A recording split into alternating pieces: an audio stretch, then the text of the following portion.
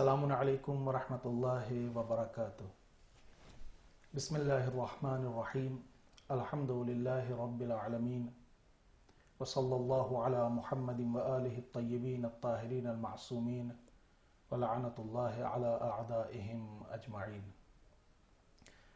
ناظرین، نبی کریم حضرت محمد مصطفیٰ صلی اللہ علیہ وآلہ وسلم کی ولادت باسعادت کی مناسبت سے آپ کی سیرت طیبہ پر گفتگو کرنے کے لیے اس وقت ہمارے اس پروگرام کا عنوان ہے رحمت مجسم اور محور وحدت، پیغمبر اسلام حضرت محمد مصطفیٰ صلی اللہ علیہ وآلہ وسلم کی زندگی عالم بشریت کے لیے بہترین نمونہ عمل۔ اس عنوان کے تحت ہم اپنے مہمان علی جناب حجت الاسلام والمسلمین مولانا سراج حسین صاحب کی خدمت میں ہیں آج، اور ان سے اس سلسلے میں ہم گفتگو کریں گے۔ قبلہ السلام علیکم ورحمۃ اللہ وبرکاتہ۔ وعلیکم السلام ورحمۃ اللہ وبرکاتہ۔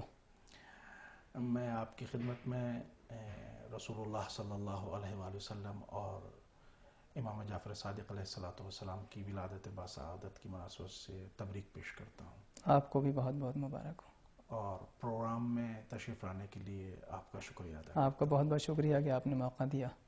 کچھ جو ہمارا یہ پروگرام ہے، ہم اس سلسلے سے پوچھنا ہی چاہتے ہیں آپ سے کہ پیغمبر اسلام صلی اللہ علیہ وآلہ وسلم عالمین کے لیے رحمت ہے، عالم بشریت کے لیے نمونہ ہے۔ اس کے کوئی قرآن مجید کی روشنی میں نمونہ آپ پیش کریں گے تاکہ ہمارے ناظرین اور سامعین اس تک پہنچ سکیں؟ اعوذ باللہ من الشیطان الرجیم، بسم اللہ الرحمن الرحیم، وبہ نستعین وہو خیر ناصر ومعین۔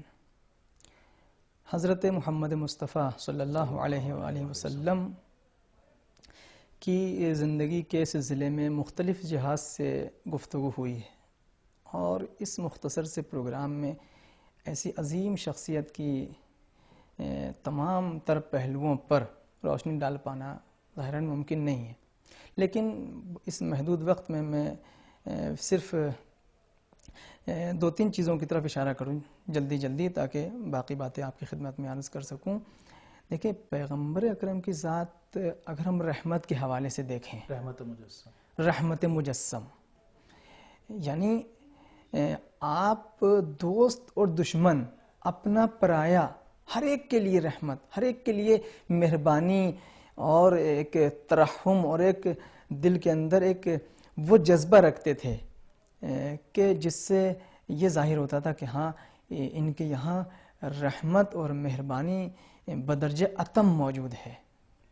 قرآن مجید نے جگہ جگہ اس کو کوٹ کیا ہے، جگہ جگہ اس کو بیان، پیغمبر رحمت مجسم، جی پیغمبر اکرم کی رحمت پر جی کتنا زور ہے۔ مثلا یہ آیہ کریمہ جو سب سے پہلے پڑھی جاتی ہے پیغمبر اکرم کی رحمت کے سلسلے میں، بسم اللہ الرحمن الرحیم، وما ارسلناک الا رحمتا للعالمین۔ آپ یہ دیکھیں انداز بیان کیا اس آیت کا، لوگ پڑھ کے گزر جاتے ہیں۔ اللہ نے یہ نہیں فرمایا کہ اے پیغمبر ہم نے آپ کو عالمین کے لیے رحمت بنا کے بھیجا، نہیں، یہ ترجمہ نہیں ہے اس آیت کا۔ آپ نزاکت دیکھیں، پہلے اللہ نے یہ فرمایا وما ارسلناک الا رحمتا للعالمین، انداز بیان الگ ہے، یعنی ہم نے بھیجا ہی نہیں ہے پیغمبر آپ کو سوائے اس کے کہ آپ رحمت ہے عالمین کے لیے۔ پھر جو بھی آپ ہمارا پیغام پہنچائیں گے وہ رحمت ہے۔ ہاں، جو کچھ بھی آپ بولیں گے، جی ہاں، آپ کا اٹھنا بیٹھنا بولنا اور زندگی گزارنا، یعنی جتنے بھی شعبۂ حیات ہیں آپ کے، وہاں کہیں بھی رحمت آپ سے جدا نہیں ہو سکتی۔ یعنی اگر آپ یہ بھی کہیں گے کہ بھئی راہ خدا میں اپنا مال خرچ کرو، جی دینا تو رحمت ہے ہی، لیکن وہاں خرچ کا بھی حکم ہے تو رحمت ہے، یہ بھی رحمت ہے۔ اگر کہیں گے جاؤ جنگ میں جاؤ جنگ کرو، تمام شعبے وہ بھی رحمت ہے، سب رحمت کے زمرے میں آئیں گے۔ اب یعنی وما ارسلنا کا، یعنی اللہ نے حصر کیا، پہلے نفی کی پھر اللہ کے ذریعے اس کو حصر کیا، یعنی آپ اس طریقے سے اور بھی آپ بس رحمت ہیں، آپ بس رحمت ہیں، رحمت ہیں بس۔ یا مثلا ایک دوسری آیت آپ کی خدمت میں عرض کروں کہ سورہ انفال کی آیت نمبر 33، ارشاد ہوتا ہے بسم اللہ الرحمن الرحیم وما کان اللہ لیعذبہم اللہ وانت فیہم. واہ. آپ دیکھیں یعنی اگر کوئی جی اللہ یہ ضمانت لے رہا ہے کہ اے پیغمبر جب تک آپ ان کے درمیان ہیں اللہ عذاب نازل نہیں کرے گا. واہ یعنی اللہ کیا سمجھانا چاہ رہا ہے اس سے؟ یعنی آپ کی ذات اس قدر ترحم اور رحمت سے وابستہ ہے کہ اگر آپ ہیں ان کے درمیان تو چاہیے نافرمانیاں بھی کریں، آپ کو ستائیں بھی، لیکن آپ کے وجود کی برکت سے ہم جو آج بھی ہے، جو کہ آج بھی ہے، جو کہ آج بھی ہے، ہم ان کے اوپر. تو ہمیں یہ سمجھ میں آتا ہے کہ جو مسلمان کبھی کبھار بہت سے ایسے ان کی بدعملیاں دیکھنے میں آتی ہیں تو وہ غلط فائدہ اٹھا رہے ہیں اللہ کی طرف سے. جی یہ سوء استفادہ ہے اور یہ اس طریقے سے. یا مثلا میں جلدی جلدی دو تین آیتیں پڑھ دوں. بالکل جی وقت ہمارے مثلا پاس بہت جلدی گزر مثلا جاتا ہے. سورہ قلم آیت نمبر 4 ارشاد ہوتا ہے بسم اللہ الرحمن الرحیم انک لعلی خلق عظیم. واہ. آپ اخلاق حسنہ کی بلندی پر فائز ہیں. جی کتنی تاکید کے ساتھ، ان ایک حرف تاکید، اس کے بعد لا علام لام، یہ تاکید نہیں، اتنی تاکیدات کے ساتھ اس بات کو بیان کیا اللہ نے کہ اے پیغمبر آپ بے شک آپ یقیناً آپ بالتاکید آپ خلق عظیم پر فائز ہیں. اچھا یہ تو بھی آپ دیکھیں قرآن کی آیتیں ہیں. میں آپ پیغمبر کے زندگی سے کچھ نمونے پیش کروں گا آپ کی خدمت میں اس مختصر وقت میں جتنا گنجائش ہوگی. ایک آیت اور آپ کی خدمت میں پڑھ دیتا ہوں. ارشاد ہوتا ہے بسم اللہ الرحمن الرحیم سورہ آل عمران آیت نمبر 159. ارشاد ہوتا ہے لو کنت فظا غلیظ القلب لانفضوا من حولک. ہاں جہاں ایک طرف رحمت کا اشارہ ہے جی دوسری طرف اگر رحمت نہ ہوتی تو کیا ہوتا؟ تو کیا ہوتا؟ دلیل دی قرآن نے اے پیغمبر یعنی خود یہ کہہ کر کہ اگر آپ ہوتے، اس بات کی اشارہ کہ آپ نہیں ہیں. یعنی جی جی یعنی اگر آپ قسی القلب ہوتے، دل کے اعتبار سے سخت ہوتے، جلدی ناراض ہو جاتے، سخت دل ہوتے، تو یہ جو آپ کے چاروں طرف یہ لوگ پروانہ وار بیٹھے ہوئے ہیں اکیلے رہ جاتے، آپ اکیلے رہ جاتے. یہ یعنی اللہ نے اپنے رسول کی اسی رحمت کی وجہ سے ہونا، یعنی آپ کا مجسم رحمت ہونے ہی کی بنیاد پر یہ تمام آپ کے ارد گرد آپ کے سب اتنے لوگ ہیں. ماشاءاللہ. یعنی یہ قرآن آیات، یہ قرآن ہے. اس کے علاوہ آپ نے بھی جو گفتگو کی وہ ظاہر ہے نمونے بھی پیش کر دیں کچھ کہ آپ کی سیرت میں. یہ تو خداوند عالم نے کہا رسول اللہ کے بارے میں. جی ہاں یہ تو قرآن نے جو پیغمبر کی سیرت کا نقشہ کھینچا ہے رحمت للعالمین ہونے کے حوالے سے. عالم بشریت کے لیے مجسم رحمت ہیں آپ. اور ابھی میں جو اور پھر جب بشریت کے لیے نمونہ عمل بھی ہیں تو اس کا مطلب سب کے لیے مہربان بننے کی کوشش کرنا چاہیے. بالکل حقیقی مسلمان وہی ہے. یہ نہیں کہ فقط ہم تعریف کریں رسول اللہ کی، توصیف کریں آپ کی. بالکل بہت عمدہ یہ نقطہ ہے. چونکہ ہمارا جو عنوان ہے اور جو ہم گفتگو کرنا چاہتے ہیں کہ آپ آئیڈیل ہیں، تو فقط تعریف نہ ہو جائے. یعنی آئیڈیل ہیں یعنی کیا مطلب؟ پھر اب دوسروں کو بھی مجسم رحمت بننے کی کوشش کرنا چاہیے. اب مثال کے طور پر آپ اس بات کو دیکھیں کہ جس بات کی طرف آپ نے اشارہ کیا کہ صرف اپنوں کے لیے رحمت ہیں یا دشمنوں کے لیے بھی ہیں، سب کے لیے. اب میں آپ کی خدمت میں عرض کرتا ہوں کہ مثلا پیغمبر اکرم کی زندگی کے اتنے واقعات ہیں جو بچوں کو بعض واقعات حفظ ہو گئے. مثلا وہ کوڑا پھینکنے والا واقعہ، ایک ضعیفہ تھی وہ کوڑا پھینکتی، وہ دشمن تھی نا، دوست تو نہیں تھی. اگر دوست ہوتی تو کوڑا کیوں پھینکتی؟ دشمن تھی. یعنی یوں عام طور سے چونکہ انسان کی فطرت میں رحمت اور مہربانی ہے تو عام آدمی بھی دوسروں کے ساتھ مہربان ہو سکتا ہے. پیغمبر کا امتیاز یہ کہ وہاں کوئی امتیاز نہیں تھا کہ دوست ہے یا دشمن. جی ہاں سب کے لیے جو قرآن نے کہا ضمانت لی، پیغمبر نے اس کو ثابت کر کے دکھایا عملی. سبحان اللہ. یعنی وہ روزانہ کوڑا پھینک رہی ہے اپنے گھر کا. ہم ہوں یا آپ ہوں، دیکھیے اچھے کپڑے پہن کے نکلیں، اوپر سے کوئی پانی بھی پھینک دے. ایک دن آ جائے برداشت، وہ بھی ایک دن 2 دن، بہت ہم نے کمال دکھایا تو 1 دن برداشت کر لیں گے. لیکن پیغمبر کی سیرت کو دیکھیں آپ کہ اچھا راستہ بھی نہیں تبدیل کیا پیغمبر نے.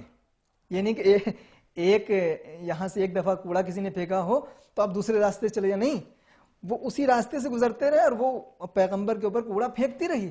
یہاں تک کہ آپ کو معلوم ہے کہ ایک مرتبہ ایسا ہوا کہ اس نے کوڑا نہیں پھینکا، آپ پہنچے اس کے گھر پہ دستک دینے کے لیے، دستک دی.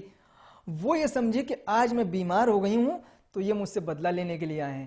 جب اس نے کہا کہ آج آپ مجھ سے بدلہ نہیں لیں جب میں بیمار ہو گئی ہوں، وہ اس کے اپنے خیال سے وہ سوچ اپنے خیالوں میں گم ہے کہ آج تو میری شامت آ گئی، لیکن رحمت للعالمین نے فرمایا کہ یہ جو تم سوچ رہی ہو ایسا نہیں. ایسا نہیں ہے، میں تو یہ دیکھنے آیا ہوں کہ مجھے خبر ملی ہے کہ تم بیمار ہو گئی ہو، جو روز کوڑا پھینکتے تھا آج کیوں نہیں ہے؟ آج کیوں نہیں پھینک رہا ہے، تو میں تمہاری بیماری کی خبر سن کے تمہاری عیادت کے لیے آیا ہوں، واہ واہ.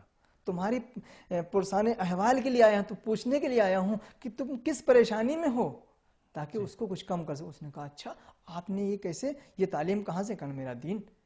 کہا اگر ایسا دین آپ کا ہے تو سب سے پہلے مجھے کرنا پڑا. واہ. مجھے کلمہ پڑھوائیے. تو یعنی دشمن ہے دشمن لیکن ہے، اپنی رحمت کی وجہ سے، جی ہاں، کردار کی وجہ سے اس رحمت کو دیکھ کر کے وہ بالکل متحول و متغیر تبدیل ہو گئی، اکثر بدل گئی. جی. اور کوئی نمونہ ہے؟ کسی اچھا ایک جنگ میں آپ کو دشمن نے اکیلا پا لیا، کسی وجہ سے لشکر ادھر ادھر ہوا، دیکھا کہ دشمن سامنے سے تلوار لے کے آ گیا، دیکھا آج تو محمد اکیلے ہیں صلی اللہ علیہ وسلم. صلی اللہ علیہ وآلہ وسلم، آج ان کا کام تمام کیا جائے. تو اس نے کہا، دشمن ہے نا، ہاتھ میں تلوار ہے کہ اب سر کاٹوں گا. اس نے کہا کہ یا محمد یہ بتاؤ اب تم کو مجھ سے کوئی بچا سکتا ہے؟ کون بچا سکتا؟ کون بچا سکتا ہے؟ اب دیکھتا ہوں تمہیں کون بچائے گا. یعنی گویا ابھی تک بچے ہوئے تھے تو دوستوں کی وجہ سے. جی اب دیکھتے ہیں کون بچاتا ہے، کون بچا سکتا ہے تم کو. تو ایک مرتبہ میرے نبی نے جواب دیا کہ مجھے میرا خدا بچا سکتا ہے، میرا اللہ مجھے بچا سکتا ہے. وہ اتنا کہنا تھا کہ اس کا پیر لڑکھڑایا اور وہ پھسل کے زمین پہ گرا، اس کی تلوار جو ہے چھوٹ کے ادھر دوسری طرف گئی. پیغمبر نے وہ تلوار اٹھا لی. اب پیغمبر نے پوچھا کہ بتاؤ اب تم کو مجھ سے کون بچا سکتا ہے؟ اب اس کا جواب ملاحظہ فرمائے، اس نے بے ساختہ کہا کہ یا محمد جودو کا وہ کرم ہوک. واہ. کہ اے محمد آپ کا جود و کرم، اے نبی، اے محمد آپ کا جود و کرم، یعنی آپ کی رحمت، آپ کا مہربان ہونا جو ہم نے دیکھا آج تک آپ کی زندگی میں، ٹھیک ہے ہم آپ کو، وہ بچا سکتا ہے مجھے. آپ کی آنکھوں سے آنسو جاری ہو گئے اور آپ نے فرمایا کہ جاؤ چلے جاؤ اپنے لشکر سے ملحق ہو جاؤ. یہ ہے دشمن ہے، مقابلے پہ ہے، جنگ جاری ہے اور اس میں سامنے آیا لیکن رحمت کا واہ کہا کہ چلے جاؤ. یعنی یہ ہے رحمت. آپ کے دندان مبارک جب شہید ہوئے جس جنگ میں، تو آپ کے زبان پہ کون سا جملہ آیا، اس سے سمجھ میں آتا کہ آپ کی رحمت کا کیسا نمونہ ہے. ہمیں خود ان دو جو نمونے آپ نے پیش کیے اس سے یہ سبق حاصل ہوتا ہے تاکہ ناظرین اس بات کا احساس رکھیں کہ ہم جو گفتگو کر رہے ہیں فقط توصیف رسالت نہیں کرنا چاہتے. جو آج رسول اللہ کی سیرت سے مسلمان دور ہوا یا عالم بشریت نے صحیح طریقے سے پہچانا نہیں اور اس مشکل زندگی کا شکار ہے اور پریشانی کا سبب ہے، تاکہ وہ اپنی کھوئی ہوئی طاقت کو حاصل کر سکے تو رسول کی سیرت پہ عمل کرنے کی کوشش کریں. بے شک بہت ضروری ہے. اگر ہم نے صرف زبانی حد تک اس کو رکھا تو کوئی فائدہ نہیں ہے، اس کا زیادہ اس پہ عمل کرنے کی کوشش کرنا چاہیے. اور نمونہ اگر آپ کی. جی ہاں، مثلا جب آپ کے دندان مبارک شہید ہوئے تو آپ نے فرمایا کہ اہد قوم انہم لا یعلمون. کوئی شکوہ نہیں کہا، کوئی شکوہ نہیں کیا. واہ. یعنی خدا سے مخاطب ہوئے. بہت اچھا نمونہ ہے کہ اے میرے معبود یہ مجھے نہیں جانتے، ان کی ہدایت فرما دے. حق چونکہ نہیں جانتے ہیں اس لیے گمراہ ہیں، اس لیے گمراہ ہیں. یہ اگر سمجھ جائیں کہ ان کو ان کی اس گمراہی میں بھی وہ چاہتے ہیں کہ ان کی طرف ان کو متہم نہ کریں کہ یہ کہ پالنے والے ان کی ہدایت فرما، یہ نہیں جانتے ہیں، نادانی میں ایسا کر بیٹھے. یہ نہیں کہ بدلہ لیا ہو، انتقام لیا ہو اور غصے میں نہیں. یعنی وہ رحمت کی جو کرنیں ہیں وہ ہر حال میں قائم ہیں، برقرار ہیں، چاہے وہ لبوں سے خون بہ رہا ہو اور چاہے وہ کسی دوسری حالت میں ہو. یہ ہے ایسے موقع پر بھی کہ جو جنگ ہو رہی ہے، جی جنگ ہو رہی ہے، آدمی اپنے حواس کھو دیتا ہے کبھی کبھی، جی پھر دشمن کے لیے بد دعائیں کر دیتا ہے، دشمن کے لیے بد دعائیں کر دیتا لیکن ہے. یہاں پر بھی جس نے آپ کو مصیبت کا شکار بنایا ہے اس کے لیے دعا کر، ہدایت کی دعا کی. دعا کر. واہ، واقعی رحمت کا بہترین نمونہ. میں ایک چیز اگر وقت میں گنجائش ہو آپ بیان کریں ابھی. جب مثلا جناب حمزہ کے قاتل کو، جناب حمزہ سے آپ کو معلوم ہے کتنا لگاؤ تھا، کتنا عشق تھا پیغمبر اکرم کو. جناب حمزہ کے قاتل کو بھی آپ نے فرمایا کہ جاؤ میں نے تمہیں معاف کیا. فتح مکہ کے بعد اگر وقت جب وہ مسلمان ہو گیا, جی ہاں جو ظاہر ہے مسلمان ہو پہلے گیا, بھاگ گیا, جی ہاں, تو سب کو معاف کر دے, رحمت کا نتیجہ یہاں تک کہ اس کو معاف یہاں تک کہ یعنی پیغمبر اکرم چونکہ بہت زیادہ حضرت حمزہ کو چاہتے تھے, بہت زیادہ وہ تھے, تو اس لیے یہ ضرور کہا کہ تم میری نگاہوں سے دور چلے جاؤ لیکن میں نے تمہیں معاف کر دیا. یعنی کیا مطلب ہے؟ یعنی تمہیں دیکھ دیکھ کے مجھے چہرہ یاد آتا ہے, یادیں تازہ ہوتی ہیں جناب حمزہ کی. دیکھو میں نے تم کو معاف کر دیا لیکن تم اتنا میرے اوپر رحم کرو کہ میرے پاس تاکہ وہ یاد تازہ نہ ہو. انشاءاللہ بھی گفتگو کریں گے انسی اور اپنے موضوع پر. ناظرین کرام, ہم تھوڑی دیر کے لیے وقفہ لیتے ہیں اور وقفے کے بعد پھر اپنے مہمان کی خدمت میں آئیں گے. جب تک آپ ہمارا تھوڑا انتظار کریں. اللهم صل وسلم على الرسول وآل النبي العظيم. ناظرین کرام, السلام علیکم ورحمۃ اللہ وبرکاتہ. وقفے کے بعد ہم ایک بار پھر آپ کی خدمت میں حاضر ہیں. ہمارے مہمان کلی عنوان مجسمہ رحمت مجسم, محور وحدت پیغمبر اکرم حضرت محمد مصطفیٰ صلی اللہ علیہ وآلہ وسلم کی زندگی عالم بشریت کے لیے نمونہ عمل, اس عنوان پر گفتگو کر رہے تھے. ہم اپنے مہمان کی خدمت میں پھر آتے ہیں. جناب, بہت گفتگو ہو گئی چونکہ ہمارے پاس وقت نہیں ہے, پروگرام بہت شارٹ ٹائم پروگرام ہے. پیغمبر اسلام کی زندگی عالم بشریت کے لیے نمونہ عمل ہے. رحمت کے اعتبار سے بھی آپ مجسم رحمت ہیں. بہت اچھے آپ نے نکات بیان کی قرآن مجید کی آیات سے اور پیغمبر کی سیرت سے ثابت کیا. ہم دوسری امتیازی صفت پیغمبر کی کہ آپ محور وحدت ہیں. مسلمانوں کے لیے پیغمبر کی ذات کیسے محور وحدت ہے اور کیسے آپ کو ایک پلیٹ فارم پہ بننے کے لیے دلیل ہے, تھوڑا روشنی ڈالیں گے؟ بسم اللہ الرحمن الرحیم. اگر ہم دو حصوں میں اس بات کو تقسیم کریں کہ پیغمبر اکرم کی ذات وحدت کے اعتبار سے نمونہ عمل ہے, تو کیا فرمایا آپ نے اس سلسلے میں؟ ہاں, مثلا ان کے فرمودات پہ ہم جی پہلے ایک حصے میں ان کے فرمائشات اور ان کے جو فرامین ہیں, ان کے جو احادیث ہیں, اس پہ ہم تھوڑا سا روشنی ڈال سکتے ہیں, اور پھر ایک مرتبہ یہ دیکھیں گے ان کے عملی اقدامات کیا ہیں. دیکھیں, ہم وحدت کے حوالے سے ذرا اور ہم واضح کرنے کی کوشش کریں آپ, تاکہ میں اپنے بات کو اس لیے آپ کے سامنے کہنا چاہتا ہوں, وقت کم نہ رہ جائے اور پھر تش نہ رہ جائے گفتگو ہماری. خود پیغمبر کی ذات آپ نے کیا فرمایا وحدت کے سلسلے سے, آپ کی کیا سیرت ہے وحدت کے سلسلے, یہ وحدت اور اتفاق مسلمانوں کے درمیان یا خود پوری غیر مسلمانوں کے لیے وحدت کے سلسلے میں آپ نے کیا اقدامات, کیا اہتمام کیا, اور کیسے آپ کی ذات مرکز وحدت پوری عالم بشریت کے لیے کیسے؟ بالکل, اس کو دو حصوں میں بیان کر سکتے ہیں ہم کہ مسلمانوں کے لیے وحدت کا کیا درس دیا اور پوری عالم بشریت کے لیے پیغمبر کی ذات کیسے نمونہ وحدت ہو سکتی ہے. دیکھیں, سب سے پہلے مسلمانوں کے حصے میں آتے ہیں کہ مسلمانوں کے لیے آپ نے یعنی کم سے کم جو اسلام کا نام لیتے ہیں وہ ایک پلیٹ فارم پہ کیسے رہ سکتے ہیں مختلف مسالک کے ساتھ, اپنے مذاہب کے ساتھ, امت مسلمہ کیسے ایک پلیٹ فارم پر جمع ہو سکتی ہے. کیا فرمایا پیغمبر نے؟ میں جلدی ان کے فرمودات پڑھتا ہوں, ان کی فرمائشیں. پیغمبر نے فرمایا المسلم من سلم المسلمون من لسانہ و یدہ. واہ, مسلمان وہ ہے کہ جس کے ہاتھ سے اور جس کی زبان سے دوسرے مسلمان محفوظ رہیں. واہ, یعنی مسلمان ہے ہی وہ جو مسلمان ہے ہی وہ. واہ, یعنی کتنی بڑی بات ہے یہ. یعنی اگر آپ کسی کو ستا رہے ہیں, کسی سے جھگڑ رہے ہیں, کسی سے لڑائیاں کر رہے ہیں, اختلافات ہیں, تو پھر ایک مرتبہ لمحہ فکریہ ہے, ہمیں سوچنا پڑے گا کہ ہم سچے مسلمان ہیں یا نہیں, کامل مسلمان ہیں یا نہیں, واقعی مسلمان ہیں یا نہیں.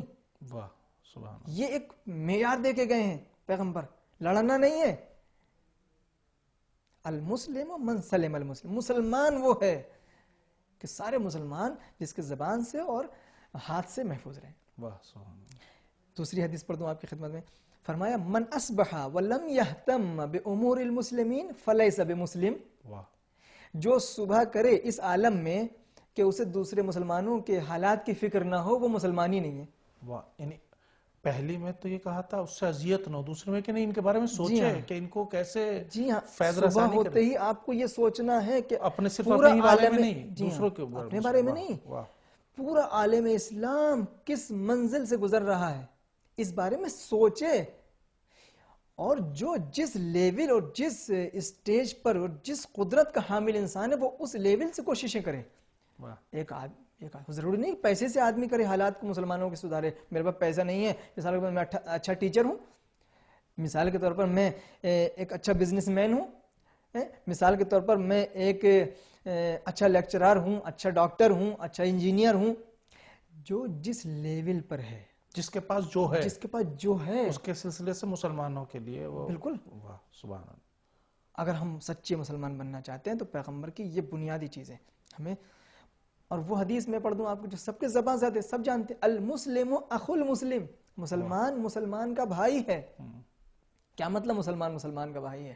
یعنی کہنے کا مطلب یہ ہے کہ ایک دوسرے کے ساتھ رہنا بھائی کے طریقے سے. آج ہم عالم اسلام کو دیکھتے ہیں تو بہت افسوس کے ساتھ یہ کہنا پڑتا ہے کہ ان تعلیمات کو بھلا دیا گیا ہے. بالکل ان تعلیمات کو بھلا دیا، یہ بالکل اساسی بنیادی فنڈامنٹل رولز ہیں. اگر ان کو ہم نے فالو کر لیا، اگر ان پہ عمل کر لیا تو وحدت خود بخود ایجاد ہو جائے گی. اور جب وحدت ایجاد ہوئی قوت اور طاقت، جیسے وحدت ایجاد ہوئی اور ویسے طاقت پھر مسلمانوں کے پاس. میں ایک دوسرے نقطے کی طرف اشارہ کرنا چاہتا ہوں یہاں کے اوپر. پیغمبر نے کچھ حدیثیں اس طریقے سے فرمائی ہیں، مثلا اطلب العلم من المہد الى اللحد، علم حاصل کرو گہوارے سے لے کر کے قبر تک.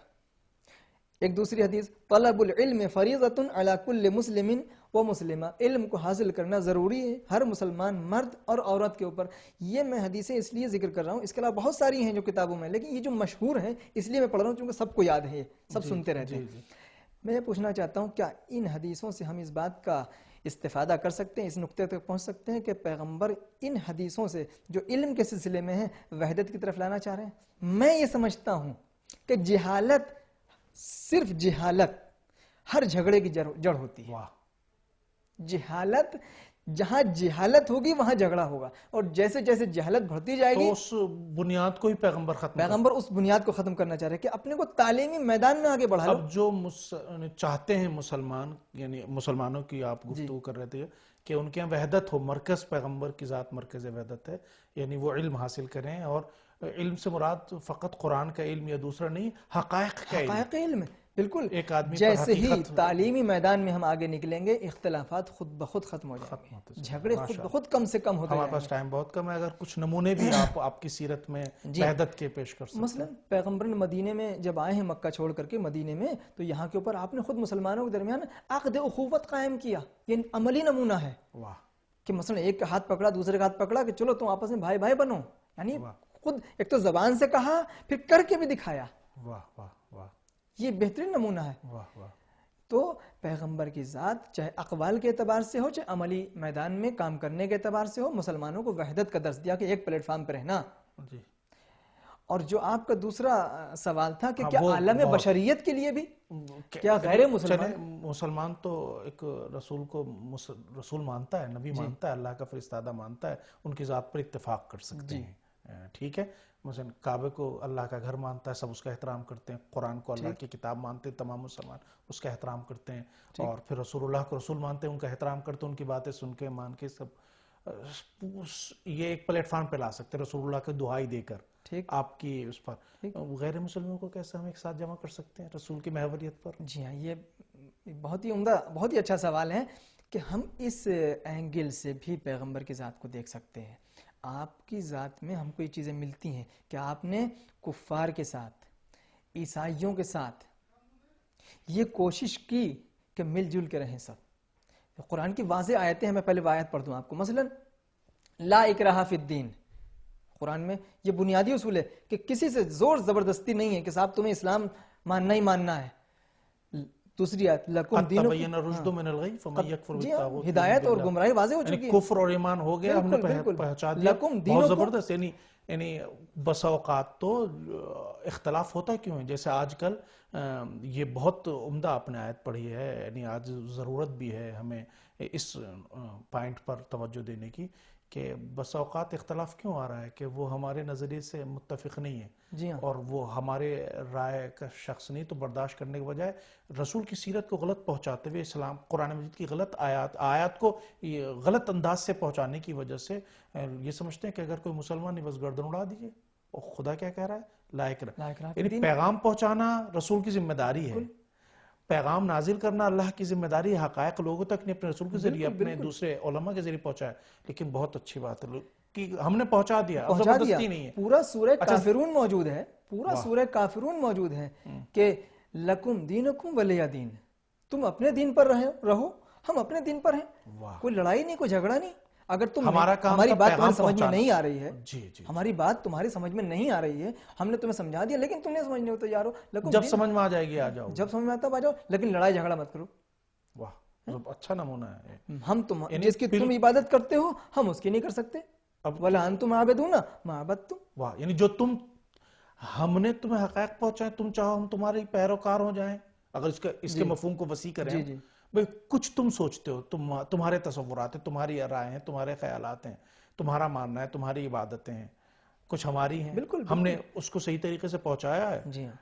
تم یہ چاہتے ہو کہ ہم تمہارا دین اپنا ایسا نہیں ہو سکتا، اور تم ضد میں اگر ہماری باتیں نہیں مانتے تو چلو جس میں تم راضی ہو۔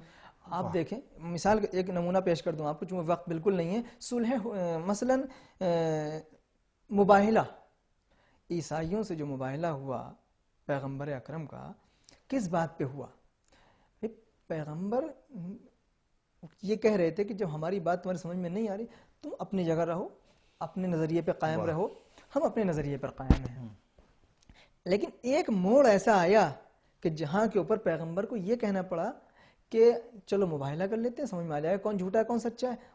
وہ میں اپنے ناظرین کی خدمت پیش کرنا چاہتا ہوں۔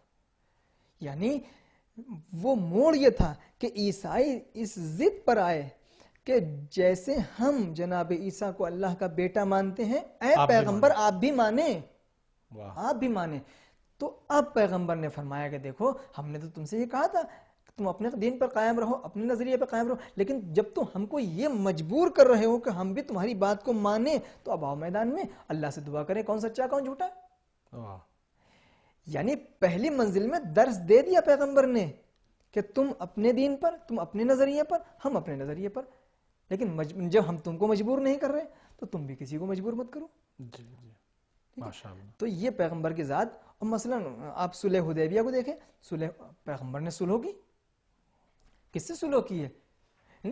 کفار سے صلح کی ہے سب کچھ، لیکن یعنی ان سے صلح کی ہے جو دشمن ہے، جو دشمن ہے۔ خود صلح یہ اشارہ ہے کہ وہ نمونہ وحدت ہے، وہ کسی سے وہ لڑائی جھگڑا نہیں چاہتے، وہ اختلاف چاہتے ہی نہیں۔ جی جی جی، وہ یہ چاہتے ہیں، یعنی یہ جو تصور ہمارے دماغوں میں آتا ہے کہ مثلا اتفاق اور اتحاد مثلا اپنے ہم مسلک لوگوں سے رہ سکتا ہے، بین المسلمین اتحاد ہو سکتا ہے، یا اپنے ہم مشرب لوگوں سے ہو سکتا ہے۔ پیغمبر کی سیرت یہ کہتی ہے کہ تمام انسانوں کے ساتھ مل جل کے رہنے کی ضرورت ہے۔ بالکل، پیغمبر کی ذات یہ سمجھاتی ہے کہ پورے عالم انسانیت میں کوئی جھگڑا فساد نہ ہو اور کوئی خونریزی نہ ہو۔ اگر ان کو صحیح نہیں معلومات تو معلومات فراہم کریں، معلومات فراہم کریں، بتا دیں، لیکن اگر ایک آدمی سننے کے لیے تیار نہیں، اپنی ضد پڑا ہوا ہے، تو جب پیغمبر کہہ رہا ہے لکم دینکم، واہ بہت۔ جی، تو صلح حدیبیہ کے بارے میں کچھ کہنا چاہتا ہیں؟ ہمارے پاس وقت نہیں، اگر کچھ بھی کہنا ہے آپ کو آدھے ایک منٹ کے اندر اپنی بات کو تکمیل کریں۔ بس میں ایک یہی پیغام پورے عالم انسانیت اور عالم بشریت کو دینا چاہوں گا کہ اگر ہم کو پیغمبر کی ذات میں امت مسلمہ کی وحدت کے نمونے ڈھونڈنا ہے تو وہ بھی ملیں گے، پورے عالم بشریت کے لیے وحدت کے نمونے اور امن و سلامتی کے نمونے ڈھونڈنا ہے تو وہ بھی ملیں گے، لیکن ضرورت اس بات کی ہے کہ صرف ہم اس کا مطالعہ نہ کریں، مطالعے سے ایک قدم آگے نکالیں اور اپنی زندگی میں اپنے پیغمبر کی سیرت کو اپنانے کی کوشش کریں، خواہشات پہ قدم رکھ کے کچل کے۔ انشاءاللہ۔ بہت بہت شکریہ جناب آپ کا۔ ناظرین، ہماری گفتگو ہو رہی تھی سرکار مرسل اعظم حضرت محمد مصطفیٰ صلی اللہ علیہ وسلم، رحمت مجسم اور محور وحدت، کہ آپ کی ذات گرامی پوری عالم بشریت کے لیے نمونہ عمل ہے۔ ان حالات میں کہ جب بعض خود غرض ناواقف پیغمبر اسلام کی توہین اور حد کے حرمت کر رہے ہیں، ہماری ذمہ داری ہے کہ پیغمبر کی سیرت کو بہترین موقع ہے لوگوں تک پہنچائیں۔ وہ پیغمبر جس کو خداوند عالم نے سب سے پہلے خلق کیا اور رحمت بنا کر پیدا کیا اور علم دے کر آپ کی تخلیق فرمائی، اور پھر جب پیغمبر اس دنیا میں بھی آتے ہیں تو رحمت مجسم ان کے تمام احکام، تمام فرامین رحمت کے طور پر ہیں اور اتفاق اور اتحاد پھیلانے کے لیے ہیں۔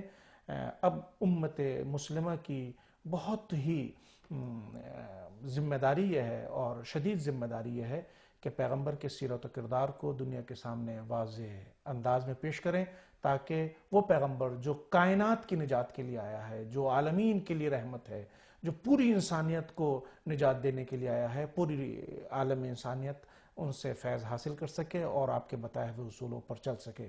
ہم آخر میں مالک سے یہ بھی دعا کرتے ہیں اس پیغمبر رحمت کی برکتوں سے اور عنایتوں کے حوالے سے اس دنیا کو اس موجودہ وبا سے نجات دلائے۔ ہمارے آخری امام حضرت حجت عجل اللہ تعالیٰ عنہ شریف کے ظہور میں تعجیل فرمائے کہ آپ کا ظہور ہی تمام پریشانیوں سے بچنے اور تمام مشکلات برطرف ہونے کا ایک ذریعہ اور وسیلہ ہے۔ خوش رہیے، زندہ رہیے، سلامت رہیے، اور اپنا بھی خیال رکھیں اور دعا کریں سب مومنین کے لیے۔ وآخر دعوانا ان الحمدللہ رب العالمین، والسلام علیکم ورحمۃ اللہ وبرکاتہ۔